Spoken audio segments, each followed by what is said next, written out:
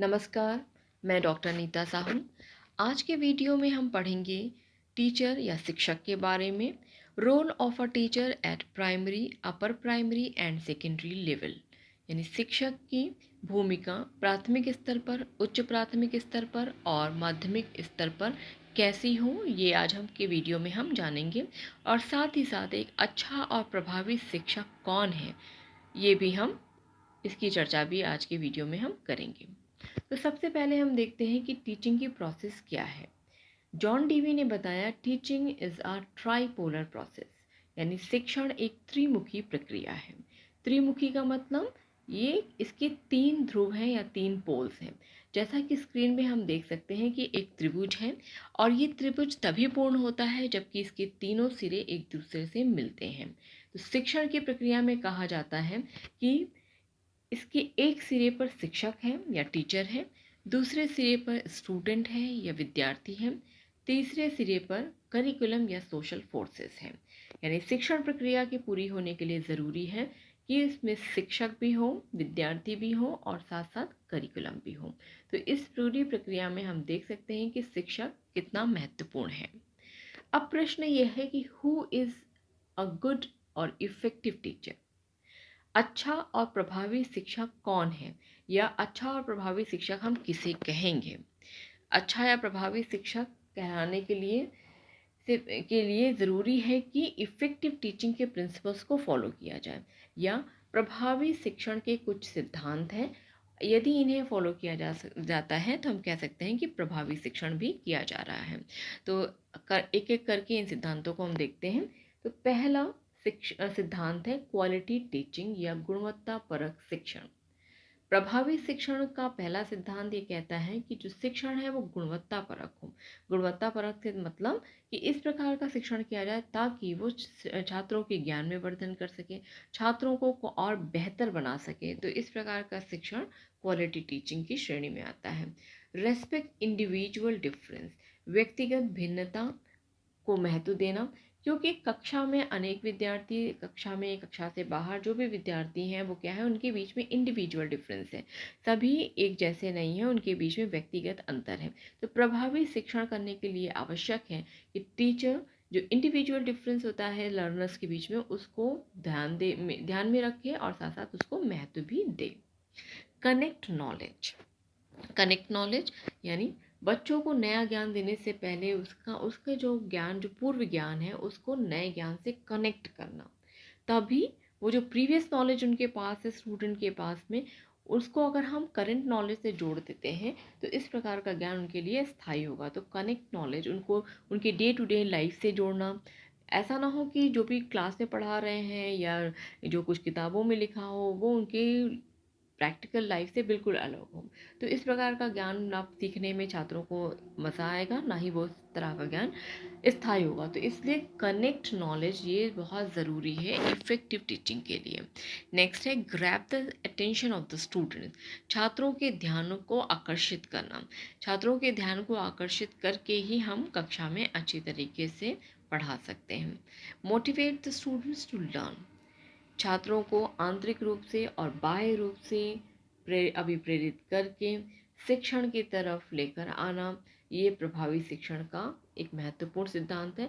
जब तक छात्र पढ़ाई के लिए या पढ़ने के लिए अभिप्रेरित नहीं होंगे, वे पढ़ाई में ध्यान नहीं लगा सकते या फिर वे कुछ नया नहीं सीख सकते हैं। नेक्स्ट है कंड्यूसिव एनवायरनमेंट या सहायक वातावरण, सीखने के लिए और प्रभावी शिक्षण के लिए ये बहुत महत्वपूर्ण है कि जिन परिस्थितियों में लर्नर्स सीख रहे हैं, वो जो परिस्थितियां हैं वो कैसी हों, कंड्यूसिव हो या उनके अधिगम को बढ़ाने वाली हो, उसमें सहायता देने वाली हो। जैसे अगर हम प्रभावी शिक्षण के लिए तो बहुत सारे, जैसे इफ़ेक्टिव कम्युनिकेशन है, मोड ऑफ इंस्ट्रक्शन है, साथ साथ बहुत सारे ऐसे बैरियर्स हैं उनको कम करना है। तो बहुत सारे ऐसी चीज़ें हैं जिससे को हम ध्यान में रखकर सीखने की जो परिस्थितियां हैं उनको हम और अधिक प्रभावी और सहायक बना सकते हैं। नेक्स्ट है एक्टिव लर्निंग एनवायरनमेंट, जो सीखने का जो वातावरण हो वो कैसा हो, सक्रिय हो। छात्र निष्क्रिय रूप से अगर सीखेंगे तो वे कुछ भी नहीं सीख पाएंगे। तो एक्टिव लर्निंग एनवायरनमेंट हो जिसमें छात्र भी कुछ सक्रिय रूप से सीखें। Effective communication, verbal and non verbal, तो सीखने के लिए बहुत महत्वपूर्ण है या टीचिंग के लिए बहुत महत्वपूर्ण है। इफ़ेक्टिव कम्युनिकेशन, प्रभावी संप्रेषण। शिक्षक जितनी अच्छी तरीके से, जितने प्रभावपूर्ण ढंग से संप्रेषण करते हैं छात्रों के साथ में, चाहे वो वर्बल हो यानी शब्दों का प्रयोग हो, या नॉन वर्बल का मतलब अशाब्दिक, शाब्दिक और अशाब्दिक दोनों ही संप्रेषण बहुत महत्वपूर्ण है शिक्षण को प्रभावी बनाने में। Interactive teaching learning process.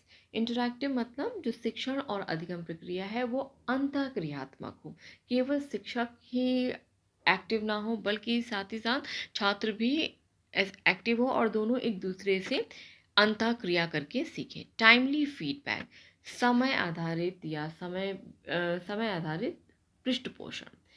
जितनी शीघ्रता से शिक्षक छात्रों को फीडबैक दे पाएंगे और उन्हें उनका जो भी जिस तरह से, जिस स्तर से वो सीख रहे हैं, जिस गति से गलती कर रहे हैं या अच्छाई कर रहे हैं, जो भी वो कर रहे हैं, अगर उनको सफलता या असफलता का तुरंत उन्हें परिणाम बता दिया जाता है या पृष्ठ पोषण दे दिया जाता है तो छात्र प्रभावी ढंग से सीखते हैं। तो टाइमली फीडबैक भी एक बहुत इंपॉर्टेंट प्रिंसिपल है।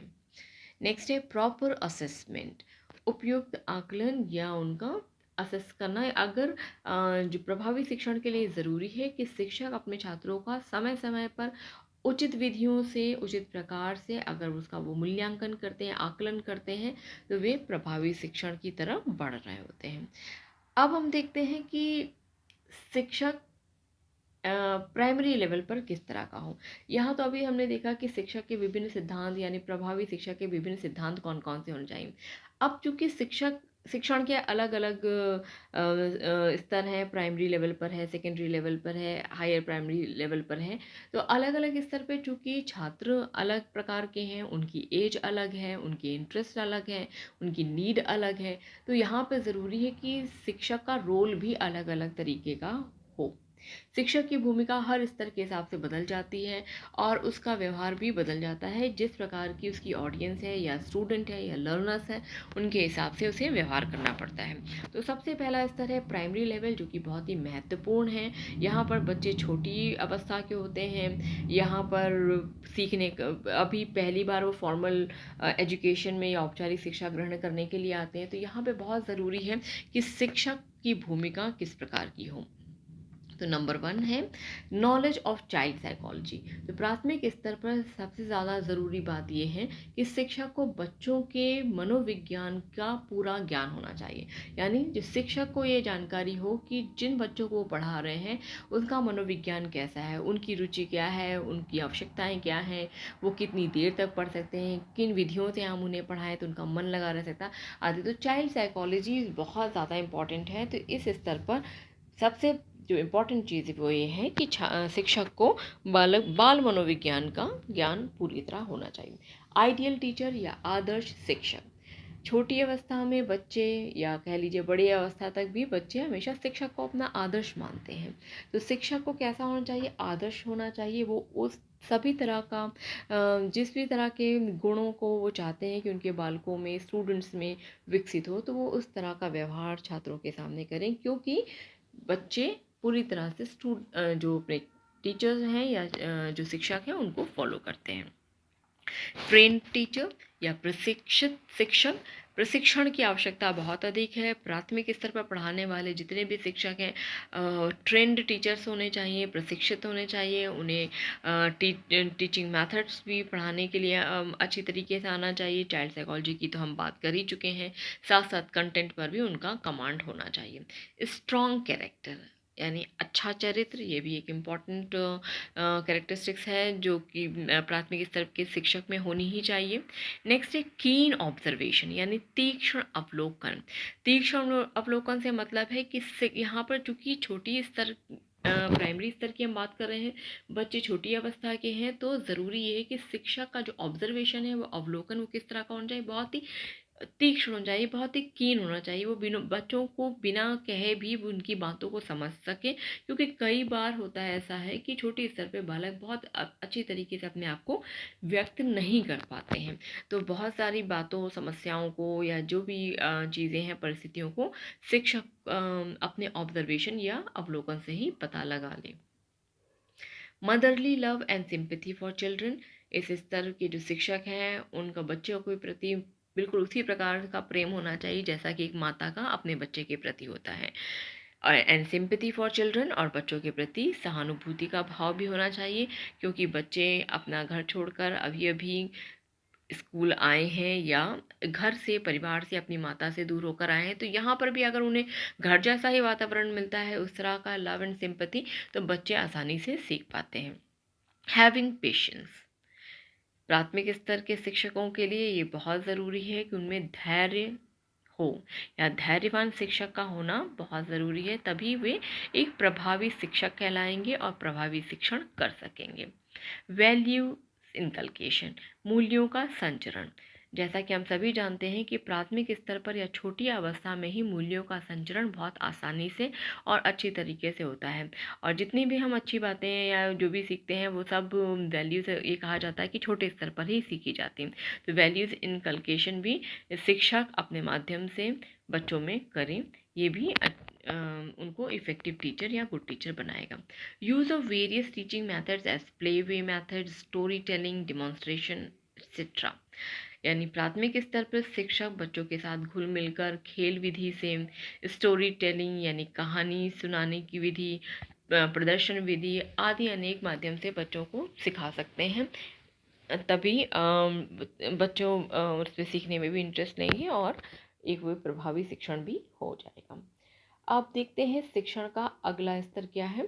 तो teacher at upper primary level, उच्च प्राथमिक स्तर पर शिक्षक, यानी उच्च प्राथमिक स्तर पर शिक्षक किस प्रकार का हो। उच्च प्राथमिक, जैसा कि नाम से स्पष्ट है, अब यहाँ बच्चे बहुत छोटे नहीं हैं बल्कि और बड़े हो चुके हैं और अधिक जिज्ञासा उनके मन में है, शरारती भी हैं, तो यहाँ पर टीचर किस प्रकार का हो, आइए देखते हैं। तो पहला है teacher as a guide and friend. इस स्तर पर शिक्षक की भूमिका वहाँ पे जो मदरली लव था उससे थोड़ा सा बदल जाती है। यहाँ पे टीचर बच्चों के लिए एक फ्रेंड, उनके दोस्त के जैसा हो जाता है, और साथ साथ एक गाइड जो उनको एक रास्ता दिखाता है, पथ प्रदर्शन करता है। नेक्स्ट है कमांड ओवर सब्जेक्ट। इस स्तर पर जो शिक्षक है उसका जो जिस भी सब्जेक्ट को वो पढ़ा रहे हैं, जिस भी पाठ्य वस्तु को पढ़ा रहे हैं, उस पर उनका पूरी तरह से कमांड या पूरी तरह से इस पर स्वामित्व होना चाहिए। कंस्ट्रक्टिव अप्रोच का मतलब यही है कि छात्र को किसी प्रकार का नया ज्ञान देने से पहले उसका जो प्रीवियस नॉलेज है या पूर्व ज्ञान है उससे उन्हें जोड़ा जाए। तो पूर्व ज्ञान से जोड़कर नए ज्ञान को देना ही कंस्ट्रक्टिव अप्रोच है, और इस स्तर पे अगर शिक्षक इस तरह से पढ़ाते हैं तो वे अधिक प्रभावी शिक्षक कहलाएंगे या कहलाते हैं।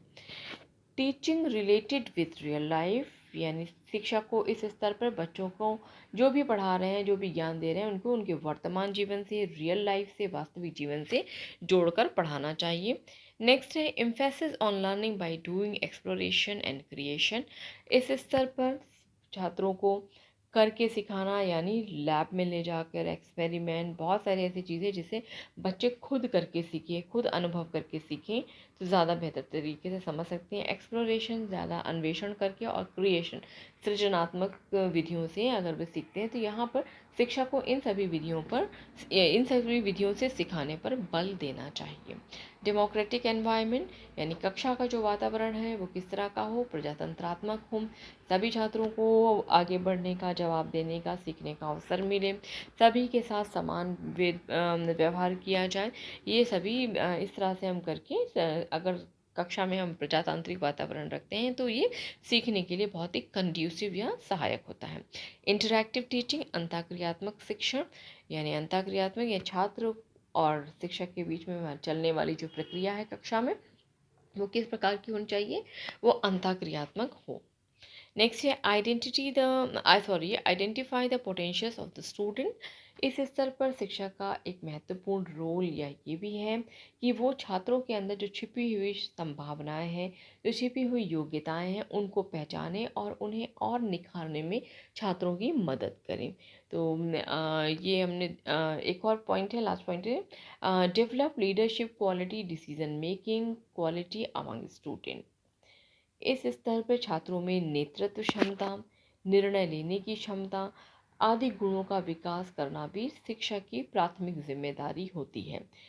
इस स्तर पर शिक्षक की भूमिका है कि वो अपने जो तीक्ष्ण अवलोकन की अभी हमने बात की थी, उस अवलोकन के माध्यम से छात्रों के व्यवहार को समझ सकें और कौन सी उनके अंदर जो छिपी हुई योग्यताएं हैं उनको बाहर निकालने में मदद करें।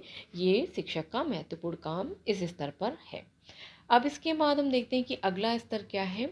टीचर एट सेकेंडरी लेवल, माध्यमिक स्तर पर शिक्षक। माध्यमिक स्तर और बहुत ही महत्वपूर्ण स्तर है शिक्षण का।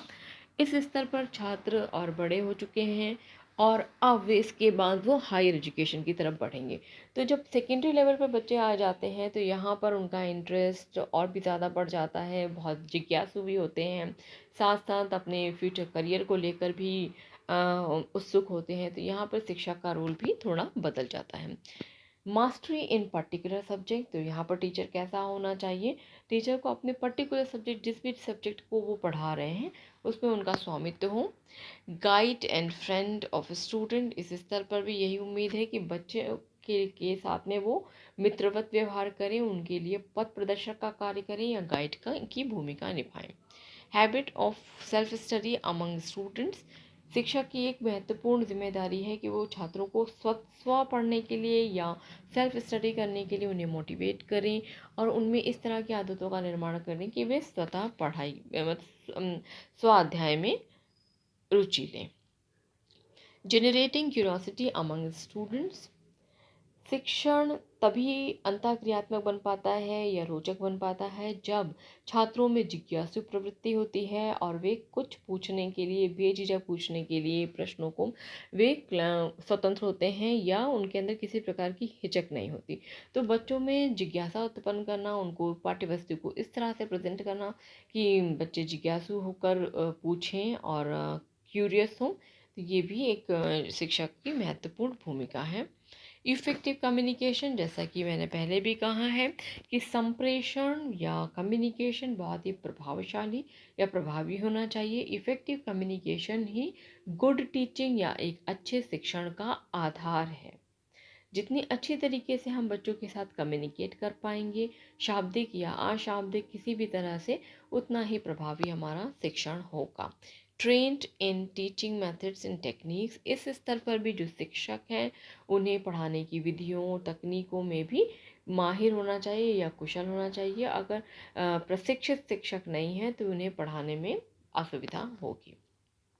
रोल मॉडल फॉर स्टूडेंट, इस स्तर पर भी शिक्षक को एक रोल मॉडल यानी एक आदर्श शिक्षक की तरह व्यवहार करना चाहिए, क्योंकि छात्र अपने शिक्षक में एक आदर्श व्यक्तित्व को देखते हैं और उन्हें अपना रोल मॉडल भी मानते हैं। तो ये ज़रूरी है कि शिक्षक वो सभी जितना अच्छा व्यवहार या आदर्शात्मक उच्च व्यवहार कर सकते हैं छात्रों के सामने, वो उन्हें इस तरह का रोल मॉडल की तरह अपने आप को प्रेजेंट करना चाहिए। डिजिटल कैपेबिलिटी, वर्तमान समय की ये बहुत महत्वपूर्ण आवश्यकता है। डिजिटल कैपेबिलिटी यानी डिजिटल वर्ल्ड में आप किस तरह से अपने आप को साबित कर सकते हैं, ये बहुत ज़रूरी है। तो शिक्षक के अंदर ये कैपेबिलिटी या ये योग्यता होनी चाहिए कि वो किस तरह से अपने आप को जो लेटेस्ट टेक्निक्स हैं उन पर वो काम करने की अपने आप को सहज पाते हैं, किस तरह से वो इस डिजिटल वर्ल्ड में अपने आप को प्रूव कर पाते हैं। ये डिजिटल कैपेबिलिटी शिक्षक में आवश्यक रूप से होनी ही चाहिए। Active participation for professional development, professional एक अच्छा शिक्षक वो है जो लगातार निरंतर अपने आप को अपडेट रखता है, अपने आप को और अधिक समय के साथ में निखारता है। तो इसके लिए बहुत सारे प्रोफेशनल डेवलपमेंट जो अपॉर्चुनिटीज़ हैं या प्रोफेशनल डेवलपमेंट अवसर मिलते हैं उनका वो लगातार उपयोग करे। ये उम्मीद की जाती है कि जो माध्यमिक स्तर का जो शिक्षक है वो लगातार अपना प्रोफेशनल डेवलपमेंट भी करें।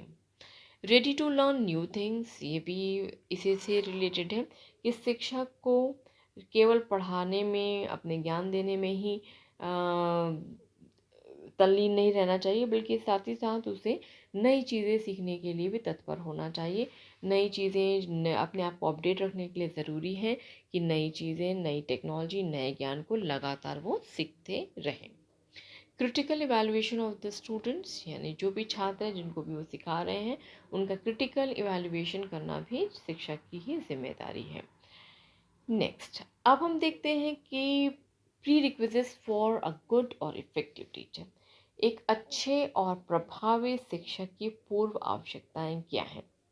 अभी तक तो हमने देखा विभिन्न स्तर पर, यानी जो माध्यमिक स्तर था, प्राथमिक स्तर था, उच्च प्राथमिक स्तर पर शिक्षक किस प्रकार के होने चाहिए और क्या उनकी भूमिका होनी चाहिए। अब हम एक ओवरऑल देखते हैं कि एक प्रभावी शिक्षक की अगर हम बात करें या गुड टीचर की हम बात करें तो कौन कौन से इसमें पूर्व आवश्यकताएं या पूर्व गुण में होने ही चाहिए। तो पहला है टीचिंग सर्टिफिकेशन। टीचिंग सर्टिफिकेशन यानी शिक्षक का उन्हें एक किसी कहीं से उन्होंने ट्रेनिंग प्राप्त की हो, कुछ सर्टिफिकेट कोर्स किया हो, यानी उन्हें प्रशिक्षण ज़रूर से मिला होना चाहिए। Guide and friend of the student, पहले भी बात कर चुके हैं इसके बारे में। इंथुजियास्टिक यानी उत्साही, अगर शिक्षक उत्साही नहीं है तो उसी प्रकार की निराशा वो छात्रों में भी भर देगा, तो शिक्षक का उत्साही होना बहुत ज़रूरी है। डेडिकेशन, शिक्षण एक जो प्रोफेशन, अगर इसमें जो शिक्षक आते हैं तो उन्हें फुल्ली अपने शिक्षण प्रोफेशन के प्रति डेडिकेट होना चाहिए या समर्पण का भाव उनके अंदर होना आवश्यक है। इंटरेस्ट इन टीचिंग, शिक्षण में रुचि तो बहुत ज़रूरी है। गुड कम्युनिकेशन स्किल्स, अच्छा संप्रेषण कौशल यानी प्रभावी संप्रेषण करने की योग्यता शिक्षक में होनी चाहिए। मास्टरी ऑफ द सब्जेक्ट, जिस भी शिक्षण विषय का वह शिक्षण कर रहे हैं उनमें स्वामित्व। Knowledge of teaching methods and techniques, विभिन्न शिक्षण विधियों और तकनीकियों का ज्ञान। पंक्चुअलिटी यानी शिक्षक को नियमित या समय पर आने वाला होना चाहिए। हैंड राइटिंग अच्छी हो। डिजिटल कैपेबिलिटी यानी डिजिटल योग्यता उसके अंदर हो। मैनेजमेंट स्किल्स, चीज़ों को मैनेज करने का गुण या प्रबंधन का स्किल होना चाहिए। लव फॉर स्टूडेंट्स, स्टूडेंट्स के प्रति प्रेम।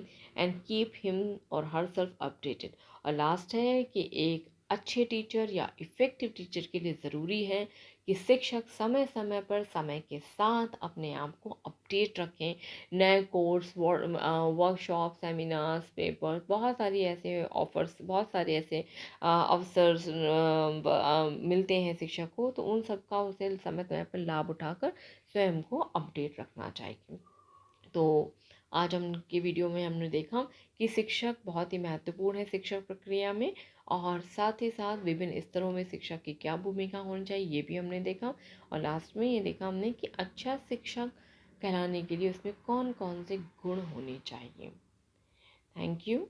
आप सभी ने वीडियो को देखा। अगर वीडियो आपको पसंद आया है तो प्लीज़ इसे लाइक करें, शेयर करें और सब्सक्राइब करें। Thank you all.